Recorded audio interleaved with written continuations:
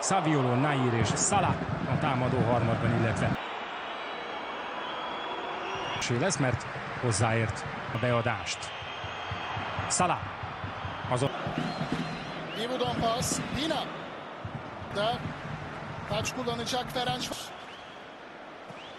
Muhammed Salah ayağının dışıyla aldı topu. Salah Pina'dan koşu savunma arkasına. Ari çizgiye giden Salah'ı topla buluşturdu. Kadu karşıladı, bekliyor arkadaşlarından. Pina, Salah. Salah bıraktı Pina'ya. Biraz daha rahat aldı topu. Salah göndermek istiyor. Muhammed Salah yaptı ortayı. Kade ısrarla istedi topu. Yaptı ortaya. İndirdi topu. Muhammed Salah. Baskı altında. Muhammed Salah aldı topu. Salah yaptı ortası. Başladı Salah. Pina bu arada yerde. Salah. Kadu. Tekrar Salah. Melika. Müthiş bir depar. Muhammed Salah verdi pasını.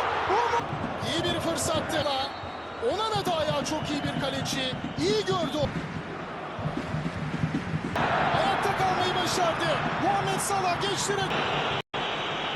Sona Salah çekti topu. Salah yerden. Szép háromszög sajnos, Pináré hárman körülötte.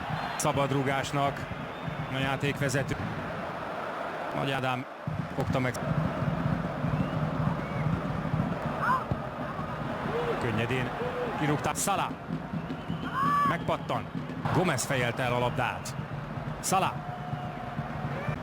Salah, Pina, ez nagy helyzet lehet. Ez szép háromszög volt. És Dibusz kiváló onnan az ászlót. Salahé a kipattanó, Kadu ért oda.